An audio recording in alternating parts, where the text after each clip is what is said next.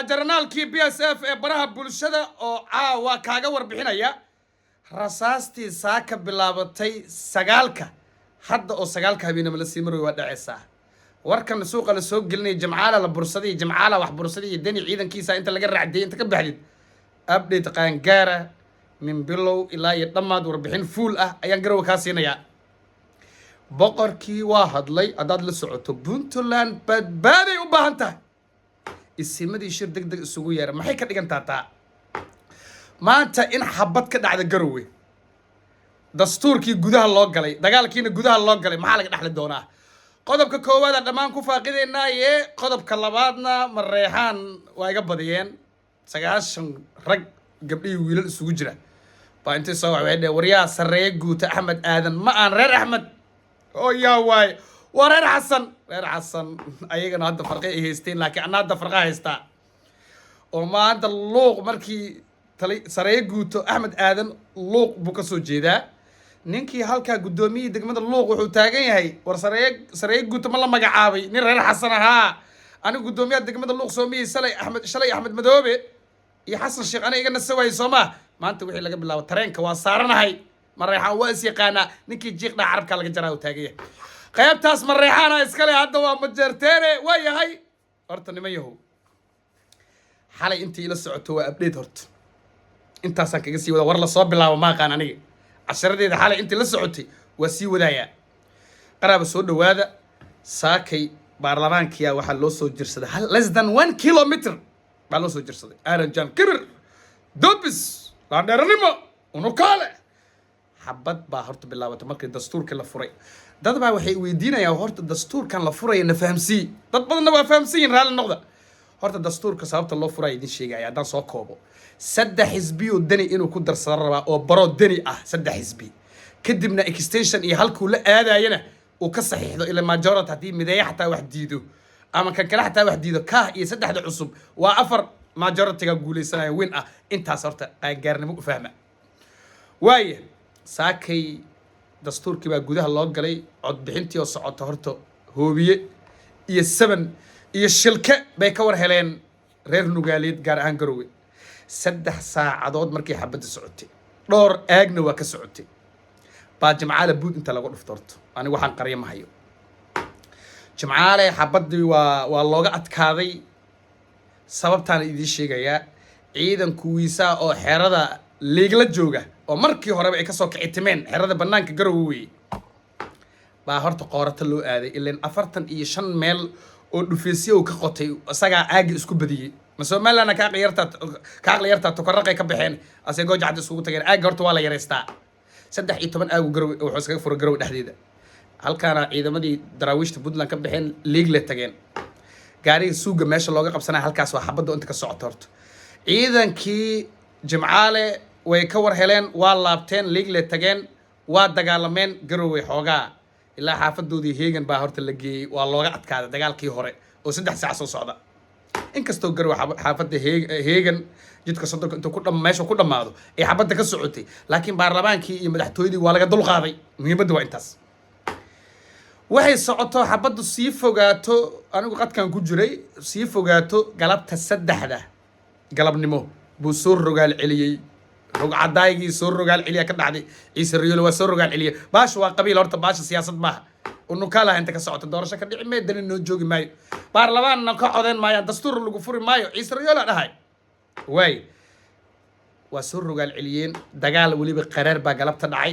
waxa ku dhintay waliba taliyihii ilaalada socotada madaxtooyada waliba gacanta midig dani Cabdifitaax warsame hiirad Allah u naxariisto taliyihii ciidanka madaxtooyada ciidanka socotada madaxtooyada way horta dagaalkii rogaal celinta oo Garowe isla soo galabta buu horta ku dhintay xabadda hadda way sii yaraanaysaa horta xaalku saas weeye dhinacyadan lacagta la soo siiyay laba reer waa shacabka Garowe degan baa horta la kala gadanayaa qaarna dani inta lacag siiyo 4 wiilo Aaron Jaana marabno nabadda tuuga weeye lacag baa horta islaamaas la soo siiyay ogaada Aaron Jaana kuwa lacag siiyeenoo islaamo kale waxay leeyihiin haade dani wixii halkan ka dhacay isaga ka mas'uula Aaron Jaan xaq bay u leeyihiin dastuur extension ma ogolin horta taas ina ka foojignaataan reer Puntland iyo Soomaaliya waa jeclaan lahaa ummadaas hadlaysa beesa ayaa gadaal looga riixaya horto beesadaas gadaal looga riixayo baraha bulshada waa imaado cadaalad ma jirto waxaa lagu leeyahay jamcaalaa dhintay sigaar buu cabayaa waa la laayay tiimkii daraawiishta puntland ee siciid deni ayaguna waa la laayay wax ka jira male intaasaa horta sax ah intaasaa laan dheeranimo ah khasaaraha marka 22 dhimasho ah waa lii xaqiijiyey dhaawaca aniga ma sheegi karo horta intaas waa update-ka saxda halkaas ka jiro weey intaas waxaa ku dheer marka intii dhimata Allah u naxariiso waa dad muslimiina boqorkiiba hadlay saad la socotaan boqorka walow isimada iyo boqorkiiba iyo labeentii wax garadka Puntland maalmahan taladooda ay Soomaali kala mid noqdeen oo la dhageysan ileen kursi markay imaado hal daqiiqo extension waa hal kun oo qof oo dhimata waa caado bini aadamku leeyahay Ciise Riyoole iyo majartan kaliya ma la Portuguese ila Mareykan waa horta boqorku wuxuu yiri Puntland badbaadi u baahantuu yiri waa kalmad weyn deni bay horta ushaas ku dhacaysaa ogaada labada dhinac waa inay xabadda joojiyaan buu yiri isimada iyo dhaqanka Puntland waa inay shir degdeg isugu imaadaan weey maxay ka dhigantaa fasiraad guud markii la yiraahdo dastuurkii la furan wax kama jiraan wixii dhacana waa iska dhaceen hadda baa laga yishinayaa 8 January la aadaya horta intaas meel iga qorta boqorka dumar hadlay xaaladdu ma yara waaye niman badan oo waxaan arkay saaxiibadayo ma jeerteen ama hartiya oo kuwa hawiya comment ku haysto le maxaa uga hadlaysaa cadowgii ma tahay inta tahay cadowga Puntland tahay arrimahan dameer baa ka tahay arrimahan geel baa ka tahay arrimahan oryaada waxa xamar ka dhacay farmaajo extensionku uu ku raadsaday badbaado qaran geela laga geenayay baa garowe ka socdo waa la falanqeynaa masagawaaya falanqeynay soo warinaysay eel barda soo warinaysay baraawa soo warinaysay galcada soo warinaysay hiirana noo tabisaa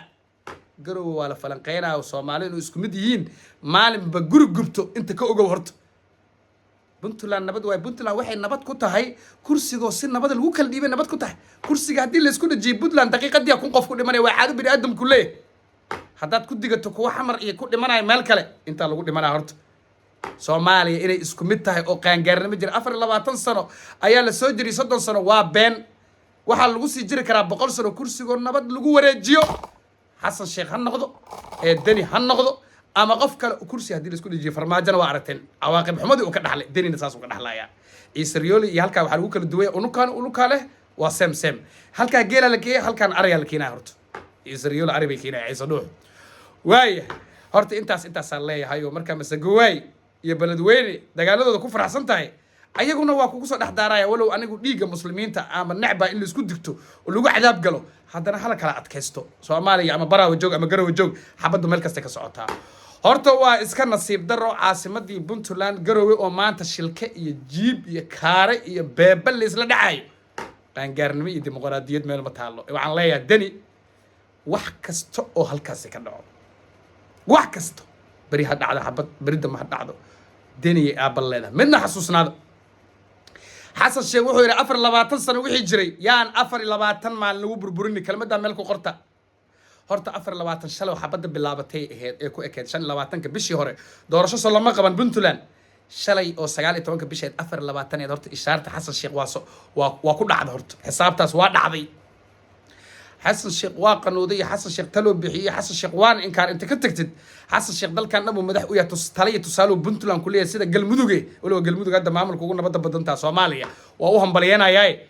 حسن الشيخ تلو كلية قروي هذه قروي تكريه كتر سنتانا شيء وحو كديجاي إكستنشن واي شالي حسن وحو كديجاي فرماج إكستنشن واي حقو وديدي حتى وحيد حسن والوجي ده أنا وحنا أركا هذه مرحلة حبت بلابتي دين إنه يسدي باك قرب بدن لكن هدول ما أنت كجت تقول إذا حبض إنه دستور الفرن عيسى ريولي بلاك ليستي بدلك قل لا مرحبا ما دعدي اسم أنت الشيء دواي مسؤولية دن الدنيا قادنا أنت سكك بحياة مريحان كي بان إمامات يقولوا سدا وعليين عبد القادر والسرية جوتو أحمد آذن غير أحمد ماها وري حسن جودها دير سيجل ورئيس رئيس في قد يورتو وري حسن وايه وعند كوقاتي reer axmed iyo reer xasan islaamin marayxaan asaaba go'doon ku jiray inaas kala qaadaan ma horta xilligan barayxaan markii sareey guud loo magacaabo alla qabyaaladu kulula alla qabyaaladu hiid ku gaari oga ninkii luuq xukumayay ninkii cali kadiya ahaa taqaanaan gudoomiyaha deegaamada luuq oo axmed madoobe inta u galay oo xasan sheekh inta u galay oo maad salaad inta u galay sarayguuta Axmed Aadan markii la magacaabo wuxuu yiri tareenka waa saaranahay mareexan waa is yaqaanaa cidii jiqtira carabka laga jaraya uu yiri tareenka shirka hore ka saarana uu yiri الله قبيلة كلها إلى الداو tareenkaas waa dhaqaaqay shirka horaana ka saaranahay wixii maanta ka dambeeyana waxaan cadaynaynaa dawladda federaalka awoodda ay lahayd mid ka sii weyn inay sii yeelan doonto isku daydo inay maxaa la dhihi jiray ka hor imaad iyo qalalaaso kala hor imaadana ragyaa la isku dhiiqoobin horta Soomaaliya waxaad ka barataan mareexanka loo joogay reexasanka maahane Soomaaliya mushkiladeedu waa kursi hadda garow waxa qaaca iyo urada ka baxayso waa kursi waxa hadda la isku haysto meel walba xamar hadhiin meel kasta horta waa kursi Ali Jayte waa kursi waxa dhow wada kursi wala fahamtiin siyaasiyiintu ina fahamtiin la rabaa shacabo waxana waa hunguriga kursi marka waxaan leeyahay bal aan aragno Ali Kadiye ninkii reer Xasan oo Axmed Madoobe garabka ku haya Xasan Sheekh Maxamuud aan aragno bal hiira la iyo ninkii Cabdirashiid Janan ah hooshooda iyo wuxuu ka dhibi karo ayaan arki doonaa degmooyinka kale ee gobolka waayahay intaas ayaan barnaamijkayga rabaa inaan ku soo gabagabeeyo laascaanana waxa laga soo warinayaa hadda ma badna in dhowr hoobiye lagu garaacayo magaalada oo ciidanka Muuse Bixi Gooja Cadda fadhiya iyo dhawaan kuwa uu soo tababaray ee 60,000 ah ee tababarka loo soo xirayna si sahana hoobiyaha guriga shacabka ku burburay waxa la yahay isaaqow haddaad nasabtihiin harti garwe isku haystaan rag loo dagaalka looma daba maro kartida iyo laan dheernimadu intaas kuma jirto harti intay soo kala baxayaan wareega FA Cup-ka hala sugo ama Ciise Riyoola soo baxaya ama Daniya soo baxaya marka dagaalka la isku daba maro ma qurux badna waayahay wixii abdeedana waa la soo ururinayaa hal mar baan ila sideenay 24 saac marba inta barnaamijkayga Facebook iyo inta YouTube-kayga ku xiranba waxaan leeyahay one love noolaada guuleysta dagaalada muslimiinta dhexdoodana wixii kaftana waa halkeedii laakiin yaa la isku diganin dadaan waxba galabsan dadaan qabiil weligood ka hadlin baa ku dhimanaya waana lagu cadaab galaahay iska jira intii horena kaftaneed bye